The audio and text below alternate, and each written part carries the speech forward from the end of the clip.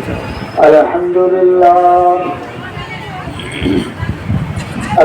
لله نحمده ونستعينه ونستغفره ونؤمن به ونتوكل عليه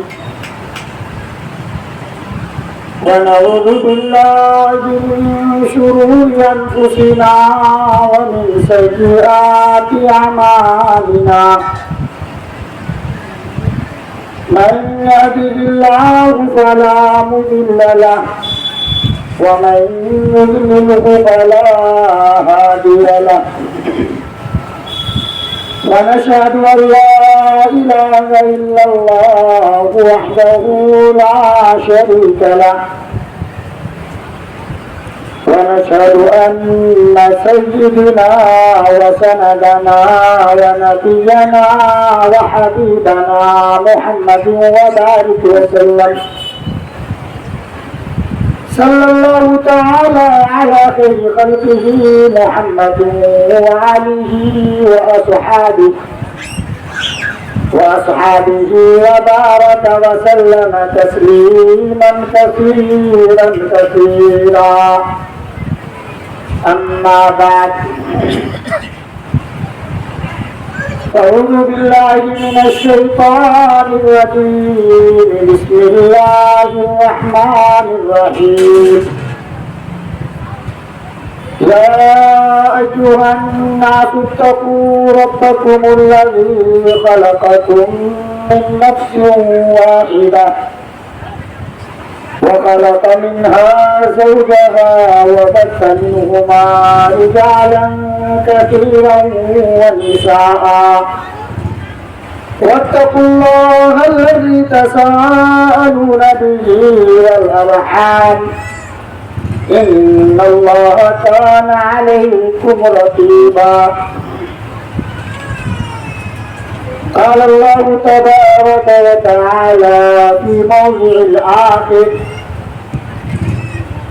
ومن آياته أن خلق لكم من أنفسكم أزواجا لتسكنوا إليها وجعل بينكم مودة ورحمة إن في ذلك لآيات لقوم يتفكرون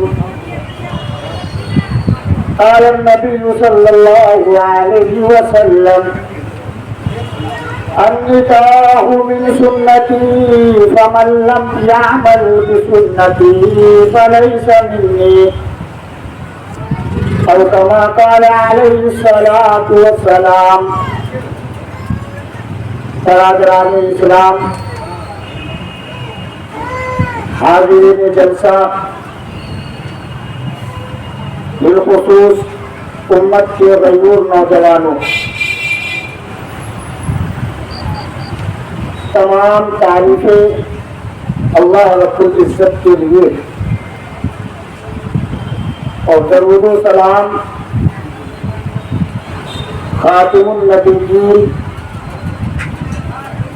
مدینے کے تاجدار احمد مصطفیٰ محمد مصطفیٰ صلی اللہ علیہ وسلم پر۔ سب سے پہلے تو ہم سب ایک بار صدق دل سے اللہ کے پیارے محبوب محمد الرسول اللہ صلی اللہ علیہ وسلم کے اوپر درود شریف کا نذرانہ عقیدت پیش کر دیں۔ اللہم صلی علی سیدنا وسندنا ونبینا وحبیبنا محمد وبارک وسلم۔ میں نے آپ حضرات کے سامنے قرآن مقدس کی دو جگہ سے دو آیتیں تلاوت کی۔ اس میں خبر دینے والے نے دو طرح کی خبریں اپنے بندے تک پہنچائی، لیکن سب سے پہلے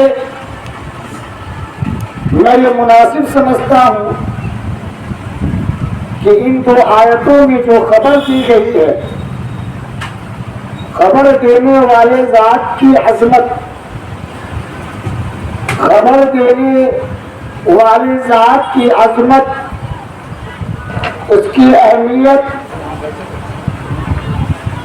اور خبر لانے والی ذات کی عظمت، پہلے اس پر کچھ باتیں ہو جائیں، کیونکہ یہ مجلس جو ہے نکاح کا مجلس ہے، نکاح کے مقصد سے، نکاح کے غرض سے، ایصال ثواب کے مقصد سے ایسی مجلس کو سجائی گئی ہے۔ اسی بہانے ہم سب اکٹھے ہوئے۔ تو میرے بزرگ دوستوں، سب سے پہلے تو ہمیں یہ سمجھنا چاہیے کہ اللہ تبارک و تعالی نے سسٹم بنایا خبر دینے کا، خبر پہنچانے کا۔ خبر دینے والی ذات جو کنزم مخفی، خبر دینے والی ذات وہ ذات ہے جس نے پورے کائنات کو وجود بخشا، پورے کائنات کو وجود بخشا۔ خبر دینے والی ذات وہ ذات ہے جس نے ہم کو اور آپ کو وجود بخشا۔ خبر دینے والی وہ ذات ہے جس نے زمین کے پلیٹوں کو پہاڑ کے ذریعہ اس کے چنبش کو مستحکم کر ڈالا۔ خبر دینے والی وہ ذات ہے، خبر دینے والی ذات کی تعارف الحمدللہ رب العالمین ہے۔ خبر دینے والی ذات وہ ذات ہے جو الرحمن الرحیم ہے۔ خبر دینے والی ذات وہ ذات ہے جو مالک یوم الدین ہے۔ خبر دینے والی ذات کی تعارف کیا ہی بتلایا جائے۔ خبر دینے والے ذات نے یہ واضح کیا وَفِي أَنفُسِكُمْ أَفَلَا تُبْصِرُونَ، تم اپنے اوپر غور کرو کہ تم کیا تھے۔ خبر دینے والی وہ ذات ہے جو یہ کہتا ہے کہ اگر میں تمہیں زبان نہیں دیتا تو تم گونگے تھے، اگر میں تمہیں آنکھیں نہیں دیتے، اگر میں تمہیں آنکھوں سے نہیں نوازتا تو تم اندھے تھے، اگر میں تمہیں کان نہیں دیتا تو تم بہرے تھے، اگر میں تمہیں ہاتھ نہیں دیتا تو تم لوہے تھے، اگر میں تمہیں پاؤں نہیں دیتا تو تم لگڑ تھے۔ خبر دینے والی ذات وہ ذات ہے جو احکم الحاکمین ہے۔ خبر دینے والی وہ ذات، خبر دینے والی ذات وہ ذات ہے جو احکم الحاکمین ہے، جو اکرم الاکرمین ہے، جو ذوالجلال والاکرام ہے۔ خبر دینے والی ذات وہ ذات ہے کہ جس نے ہماری حقیقت کو بیان کیا کہ تم ایک ناپاک پانی کے قطرے سے بنے ہو، تم ایک ناپاک پانی کے ذریعہ پیدا کیے گئے ہو۔ میں پاک ہوں، میں پاک ہوں، تم عاجز ہو، میں بے نیاز ہوں، تم فانی ہو، میں باقی ہوں۔ خبر دینے والی ذات وہ ذات ہے جو ہم سب کا خالق اور مالک ہے۔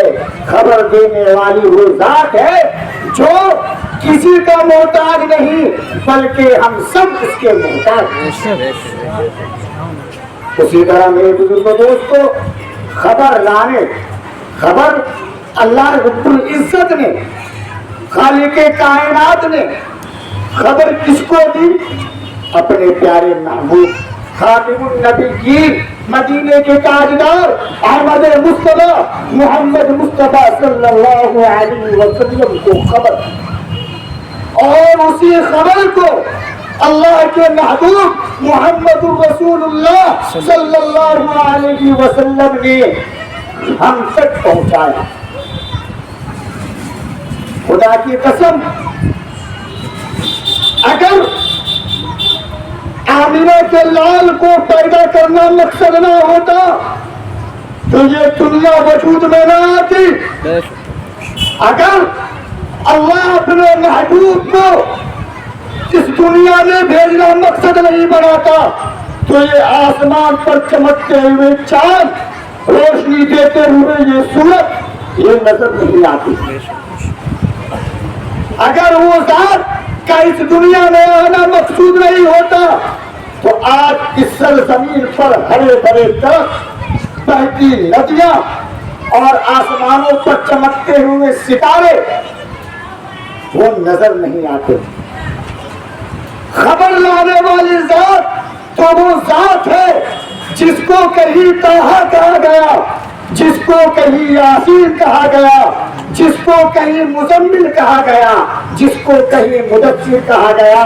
یہ تو کہا گیا، صرف بات یہیں پر نہیں رکی بلکہ اللہ نے اس کی وضاحت کچھ اس انداز میں کیا، کہا وَالنَّجْمِ إِذَا هَوَىٰ مَا ضَلَّ صَاحِبُكُمْ وَمَا غَوَىٰ وَمَا يَنطِقُ عَنِ الْهَوَىٰ إِنْ هُوَ إِلَّا وَحْيٌ يُوحَىٰ۔ خبر لانے والی ذات وہ ذات ہے جس کا زبان سے نکلا ہوا ہر لفظ، جس کا ہر ذکر وہی الہی ہوا کرتا ہے، جو ہم سب کے محبوب، ہم سب جس کے امت ہے، وہ ذات گرامی خاتم النبیین صلی اللہ علیہ وسلم ہے۔ بہرحال میرے بزرگوں دوستو، آج ہم سب کے جمع ہونے کا ایک مقصد ہے۔ یہ پروگرام سجانے کا ایک مقصد ہے کہ یہ تقریب نکاح بن جائے۔ یہ جو مجلس ہے اسے بھی تقریب نکاح کہا جائے۔ نکاح سب سے اہم مقصد ہے اس جلسے کا، اس مجلس کا نکاح ایک اہم مقصد ہے، لیکن میرے بزرگوں دوستوں یہ سمجھنے کی ضرورت ہے کہ نکاح کیا ہے، نکاح کے اہم اعمال کیا ہیں، نکاح کے اہم مقاصد کیا ہیں۔ میرے بزرگوں دوستوں، نکاح کے اہم جو مقصد ہے وہ یہ ہے کہ عزت و ناموس، عزت و عصمت اور پاک دامنی کی حفاظت، عزت و عصمت اور پاک دامنی کی حفاظت، اور بھی اس کے دوسرے اہم جو مقصد ہیں حصول اولاد، حصول اولاد۔ ایک واقعہ یاد آتا ہے، اجازت میں تو سناتا تھا۔ آج کے عنقریب 600 برس پہلے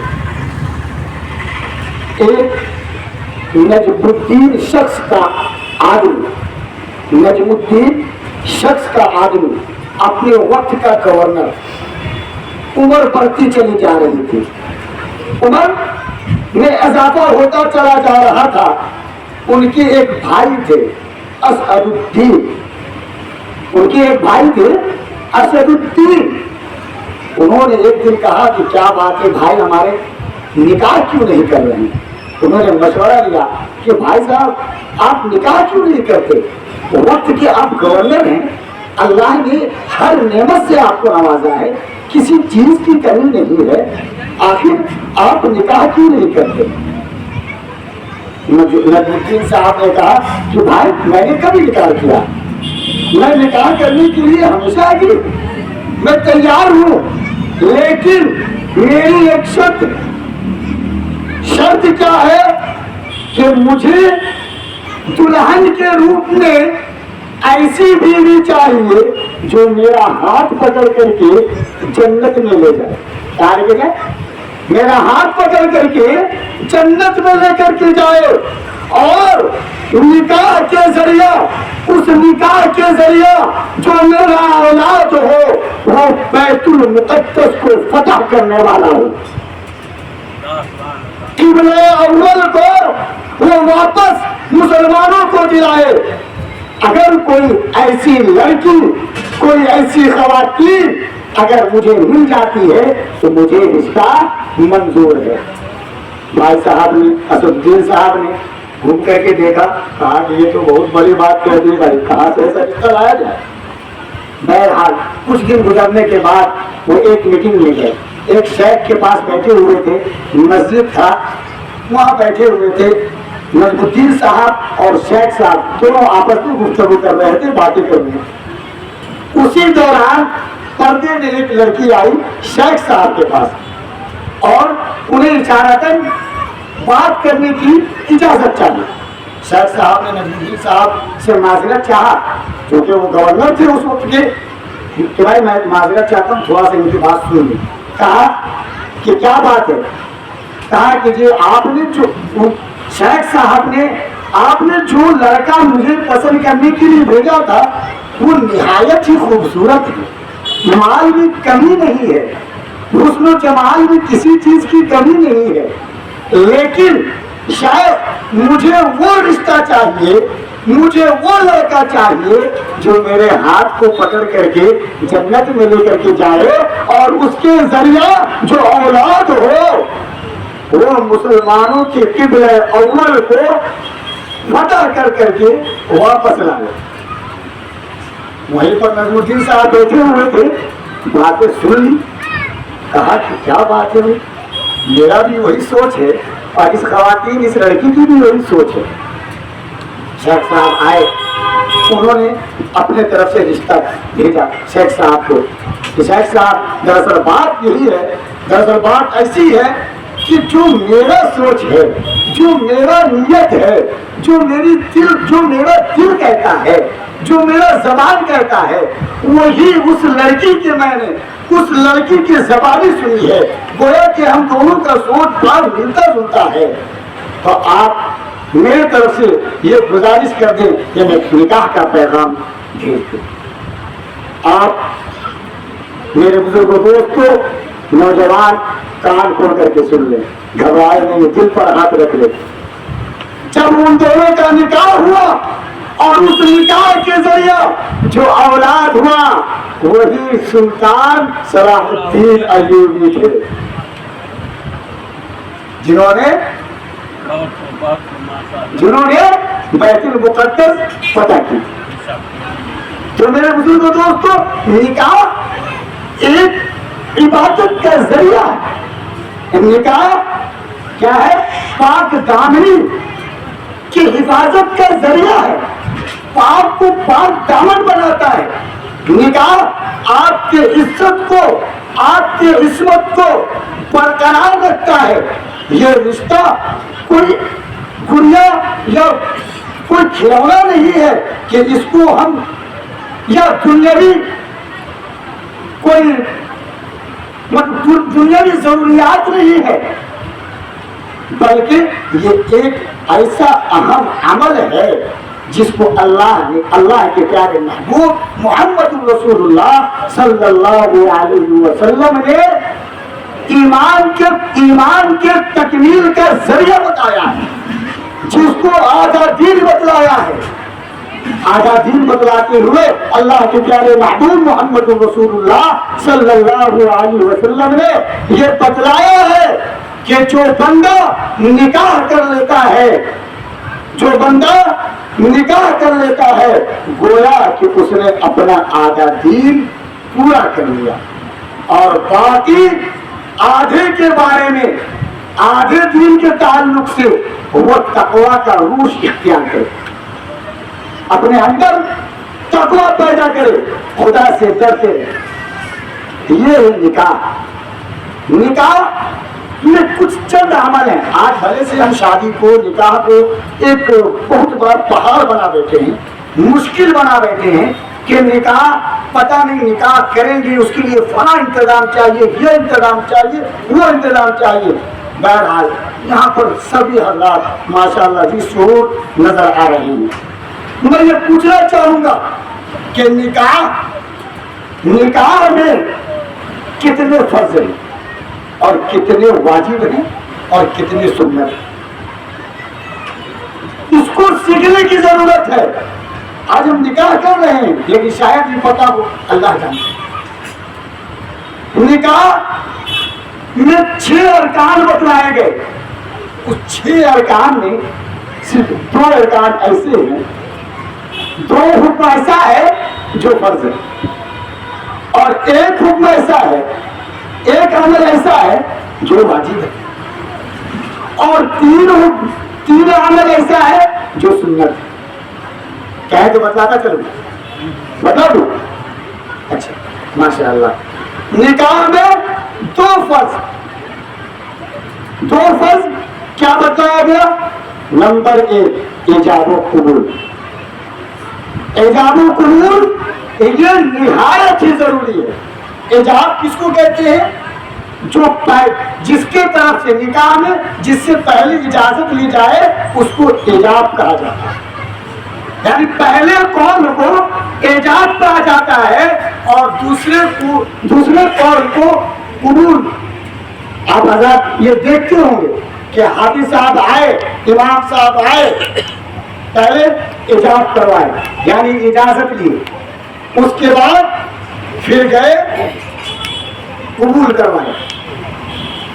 تو خیر ایجاب و قبول فرض ہے اور اس کے ساتھ 2 گواہوں کا ہونا ضروری. یہی فرض ہے. یہ 2 چیزیں کیا ہے؟ فرض ہے. ایجاب و قبول اور 2 گواہوں کا ہونا. واجب. اب واجب کی طرف بڑھتے ہیں. 1 واجب کیا ہے؟ دین مہر. دین مہر ہر اس مرد پر لازم ہے جس نے نکاح کا عمل پورا کر لیا، جس نے نکاح کا فرض پورا کر لیا. لیکن آج ہمارے اندر سے دین مہر کا عمل جو ہے اتنا بگڑتا چلا جا رہا ہے، یہ اتنا عام ہو چکا ہے کہ آج ہم اس کو ضروری نظریے سے دیکھتے ہیں. اس کو ہم ضروری نہیں سمجھتے، اس کو ہم اہمیت نہیں سمجھتے. میرے بزرگوں دوستو یہ جان جاؤ کہ یہ نکاح کے ارکان میں سے یہ واجب عمل ہے. اس کو دینا یہ آپ کے اوپر فرض بنتا ہے، یہ آپ کے اوپر ضروری ہے، یہ لازم ہے کہ جب آپ اپنے عقد میں کسی لڑکی کو لے کر کے آئے تو اس کو دین مہر، اس کا دین مہر یعنی حق مہر ادا کریں. آج اس کے بعد دین مہر کے تعلق سے ذرا سوچیں. اکثر و بیشتر 90% ایسے لوگ موجود ہیں جو اپنے بیوی کا مہر ادا نہیں کیے اور اس کو ادا کرنا ضروری بھی نہیں سمجھتے. بعد میں یہ پتا چلتا ہے کہ آپ کا انتقال ہو گیا، آپ کا انتقال ہو گیا اور دین مہر کیا ہے؟ قرض ہے آپ کے اوپر. وہ قرض ہے اور قرض بغیر دیے معاف نہیں ہوتا. پتا چلتا ہے کہ میں مر گیا، میری موت آ گئی، اب میری جنازے کی تیاری شروع ہو گئی. اس حالت میں 2-4 عورتیں ہماری بیوی کو، ہماری اہلیہ کو، ہماری وائف کو پکڑ کر کے لاتی ہیں سامنے اور زبردستی ہو کر کے کہتی ہیں بولو دین مہر معاف کر دیے، بولو دین مہر معاف کر دیے. یاد رکھو میرے بزرگوں دوستو، علماء کا قول ہے، علماء لکھتے ہیں اور علماء کہتے ہیں کہ جس نے حق مہر ادا کرنے سے پہلے جس کی موت آ گئی اس کا اولاد جو ہوگا وہ زنا میں شمار ہوگا. اللہ اکبر، یہ اتنی بڑی بات ہے. اس لیے آپ دل میں یہ تہیہ کر لیں کہ جو دین مہر ہے ہم اس کو ادا کریں گے. سوچنے کی بات ہے کہ نکاح کے عمل میں ضروری عمل ہے. 1000 आदमी को दावत देना, बकरे का गोश्त 2 कुंटल का होना, मुर्गे का गोश्त 1 कुंटल का होना, ये जरूरी नहीं है, ये जरूरी नहीं है। लेकिन बारात ले जाना जरूरी नहीं है। एयर कंडीशन पंडाल बनाना या एयर कंडीशन होटल को बुक करना जरूरी नहीं है। लेकिन आज हमारा अमल क्या है कि गाड़ी बुक किए, गाड़ी को रिजर्व किए, गाड़ी वाला 10,000 रुपए मांगा, वो नकद, गाड़ी वाला नकद, पंडाल वाला काम नकद, उस खाने बनाने वाला जो मजदूर है वो नकद, खाने के जो जरूरियात के सामान आए वो नकद, बाकी रह जाता है तो क्या, उधार रह जाता है तो क्या, सिर्फ और सिर्फ दैन है। अफसोस, सच अफसोस की बात है कि आज हम निकाह कर करके भी निकाह का पूरा हक अदा नहीं कर पाते। मेरे बुजुर्गों दोस्तों, दैन महर ऐसी नहीं है कि दैन महर सिर्फ हमारे उम्मत पर लाजिम हुआ, नहीं, बल्कि अल्लाह तबारक व तआला ने जब हजरत आदम अलैहिस्सलाम को पैदा किया और उन्हें जन्नत में रखा और उन्हें कह दिया कुलू वशरबू हनीअन मरिया, कि जाओ खाओ पियो ऐश करो। जन्नत में कौन सी ऐसी चीज है, कौन सी नेमत है जो जन्नत में ना हो। लेकिन अल्लाह तबारक व तआला ने जब हजरत आदम अलैहिस्सलाम को पैदा किया और उन्हें जन्नतुल फिरदौस में रखा, तो कैसे रखा? अकेला रखा। अकेला इसलिए रखा कि उन्हें इंसानी फितरत का जो तकाजा है उसका एहसास हो। इसलिए अल्लाह तबारक व तआला ने इस तकाज़े, इंसानी फितरत के इस तकाजा के तकमील के लिए कि उसका कोई रफीक हो, उसका कोई हमदर्द हो, उसका कोई मुशफिक हो, उसका कोई मुफक्किर हो, इसका एहसास दिलाने के लिए अल्लाह तबारक व तआला ने क्या किया? औरत को पैदा किया, बीवी के शक्ल में औरत को, यानी कि बीवी के शक्ल में हजरत हव्वा अलैहिस्सलाम को पैदा किया। बहरहाल हजरत हव्वा अलैहिस्सलाम को पैदा करने से पहले हजरत आदम अलैहिस्सलाम को लिटा दिया गया, सुला दिया गया और उनके बाएं पसली के ऊपरी हिस्सा से अम्मा हव्वा अलैहिस्सलाम को पैदा किया और अल्लाह तबारक व तआला ने उन्हें एक चादर में ओढ़ा दिया, उन्हें चादर में ढांप दिया और फिर जब हजरत आदम अलैहिस्सलाम उठ करके बैठते हैं तो उनकी नजरें डायरेक्ट सीधी किस पर जाती है? हजरत हव्वा अलैहिस्सलाम पर। हजरत आदम अलैहिस्सलाम देखते हैं, चौंक उठते हैं, अल्लाहु अकबर, इतनी हसीन औरत, इतनी ब्यूटीफुल लड़की। अल्लाह औरतों को किस नेमत से नवाजा है। देखिए, देखते के साथ हजरत आदम अलैहिस्सलाम का खिंचाव किसकी तरफ पड़ा? हजरत हव्वा अलैहिस्सलाम पर।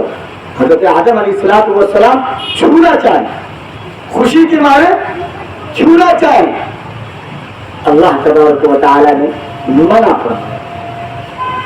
फरमाया, कहा कि आदम, तुम्हें इसे छूने के लिए तुम्हें इससे निकाह करना होगा। ये तुम्हारे लिए उस वक्त जायज होगी जब तुम इससे निकाह करोगे। गोया कि उस वक्त हजरत आदम और हव्वा अलैहिस्सलाम का निकाह खुद रब्बे कायनात ने, खुद खालिक़े कायनात ने इनकी निकाह करवाई। और उसके बाद निकाह खत्म हुआ। फिर हजरत आदम अलैहिस्सलाम ने छूना था, कहा क्या है? अभी भी नहीं छू सकते। क्यों भाई? اسے چھونے کے لیے ابھی ایک عمل پورا ہوا ہے نکاح کا، ابھی دوسرا عمل باقی ہے. کیا؟ تمہیں اسے چھونے کے لیے دین مہر ادا کرنا ہوگا. گھبراؤ کیوں؟ حضرت آدم علیہ السلام گھبرا گئے کہ اللہ میں جنت میں ہوں، تیرا دیا ہوا جگہ پر ہوں، تیری نعمت کھاتا ہوں، تیری نعمت پیتا ہوں، تیرے نعمت سے بھرا ہوا ہوں، میرے پاس کیا ہے کہ میں دین مہر ادا کروں. اللہ اس وقت حضرت آدم علیہ السلام سے اللہ مخاطب ہوئے اور فرمایا کہ اے آدم گھبراؤ مت، تم میرے سب سے پیارے محبوب امام الانبیاء خاتم النبیین مدینے کے تاجدار احمد مصطفیٰ محمد مصطفیٰ صلی اللہ علیہ وسلم پر 3 بار درود شریف پڑھو، تمہارا دین مہر کا حق ادا ہو جائے گا. حضرت آدم علیہ السلام کا بھی دین مہر، نکاح بھی آپ نے سن لیا، دین مہر بھی سن لیا. گویا کہ ہمارے نکاح میں یہ 2 چیز نہایت ہی ضروری ہے. نکاح کا عمل، ایجاب و قبول، 2 گواہ اور پھر دین مہر. ذرا سوچے میرے دوستان، 50,000 ہزار لاکھ روپے اللہ نے اگر نعمت سے نوازا تو 4 لاکھ 10 لاکھ روپے اپنی بیٹیوں کی شادی میں، اپنے بیٹوں کی شادی میں. یہاں تک کہ آج ہم جو پٹاخے جلاتے ہیں، یعنی اپنے پیسے اپنے محنت سے کمائے ہوئے پسینے پر جو آگ لگاتے ہیں، اس کی بھی اگر ریٹ سن لیا جائے تو ایک پٹاخے 5-5 ہزار روپے کے آتے ہیں اور وہ صرف جل جایا کرتا ہے. لیکن اور ایک وہ گناہ کا سبب بن جاتا ہے. لیکن جس کو دین میں جگہ دیا گیا، جس کو کار ثواب بتلایا گیا، جس عمل کو کامیاب بتلایا گیا، آج وہ عمل ادھار رہ جاتا ہے، وہ عمل باقی رہ جاتا ہے. وہاں کے عمل میں دین مہر کتنا ضروری ہے. آج ہم قرضہ کر کے بارات کا انتظام کر لیتے ہیں، لیکن دین مہر کا انتظام نہیں ہوتا. وہ ضروری نہیں ہے. آج سے ہم دل میں یہ تہیہ کر لیں کہ ہم قرض کر کے اپنے شادی کو بے برکت نہ بنائیں. قرض کر کے نکاح کا عمل کیا اپنے نام و نمود کے لیے، اپنی عزت کے لیے ہم قرض کر کے نکاح کا جو دکھلانے والا جو عمل ہے وہ بالکل نہیں کریں گے، بلکہ ہم وہ عمل کریں گے جو شریعت. نکاح بڑی آسان چیز ہے بھائی. آج ہم نے مشکل بنا ڈالا ہے اس کو، جس کے وجہ سے مشکل بنا ڈالا ہے، جس کی وجہ سے آج ہماری بہت ایسی لڑکیاں ہیں، بہت ایسی خواتین ہیں جو غربت کی وجہ سے، یتیمی کی وجہ سے، لاچاری کی وجہ سے بنا نکاح کے آج بیٹھی ہوئی ہیں اور اللہ رب العزت سے دعا کرتی ہیں. میرے بزرگ دوستوں، میں یہ نہیں کہتا کہ شان کے ساتھ شادی مت کرو، لیکن اس غریب بیٹی کے بارے میں سوچ لو، غریب پریوار کے بارے میں سوچ لو. آج ہم سب اپنے نام کے لیے، اپنے نمود کے لیے بڑی عمدہ طریقے سے سجاوٹیں کرتے ہیں، عمدہ طریقے سے ولیمہ دعوت عام کرتے ہیں، اور اس دعوت عام میں اس غریب کی لڑکی آتی ہے اور اللہ سے یہ بڑے درد کے ساتھ اللہ سے ریکویسٹ کرتی ہے، اللہ مجھے یہ دن کب دکھائے گا، اے اللہ میری نکاح کب ہوگی، میری شادی کب ہوگی. اور وہ آ کرتے ہوئے وہ آپ کی شادیوں سے چلے جاتی ہے. میرے بزرگوں دوستوں، گویا کہ فضول خرچی سے بچا جائے، فضول خرچی سے بالکل بچا جائے. اور ایسے بھی اللہ کے محبوب محمد رسول اللہ صلی اللہ علیہ وسلم کا ارشاد ہے کہ برکت والا نکاح وہ ہے جس میں کم خرچ ہو، جس میں کم خرچ ہو. بہرحال اب 3 باتیں رہ گئی، 3 باتیں میں نے بتا دی، 3 باتیں رہ گئی جو نکاح میں سنت ہے. پہلا، جو امام صاحب جب اعجاز کروا کر کے جاتے ہیں تو خطبہ پڑھتے ہیں. جو میں نے آپ اللہ کے سامنے خطبہ میں آیت پڑھی اللہ تبارک و تعالیٰ نے اس آیت میں تقوی اختیار کرنے کی بات کہی ہے اور ہمارے وجود کا ہمارے وجودی معاملات کو اللہ تبارک و تعالیٰ نے واضح کیا ہے. اس لیے میں نے یہ آیت پڑھا تھا. بہرحال اس کی تفصیل کا وقت بالکل نہیں ہے, وقت بالکل اجازت نہیں دے رہی کہ میں آگے بڑھوں. پھر بھی میں یہ 3 چیز شارٹ کر کے بتاتا ہوں. نکاح کا خطبہ یہ سنت ہے, نکاح کا خطبہ یہ سنت ہے, اور نکاح کے بعد چھواروں کا تقسیم کرنا, چھواروں کو لٹانا. اللہ کے پیارے محبوب محمد رسول اللہ صلی اللہ علیہ وسلم نکاح کے بعد چھواروں کو لٹایا کرتے ہیں. تو چھواروں کا تقسیم کیا ہے, یہ سنت ہے. اور لاسٹ میں بچ جاتا ہے کہ یہ ہے ولیمہ. ولیمہ میں ضروری نہیں ہے کہ پورے 5000 لوگوں کو پوچھا جائے, پورے 5000 لوگوں کو دعوت دی جائے, بلکہ آپ اپنے کچھ رشتہ دار, کچھ احباب کو بلا کر کے ایک وقت کا کھانا کھلا دیں. وہ اللہ تعالیٰ آپ کے ولیمہ کو قبول فرما لے گا انشاءاللہ.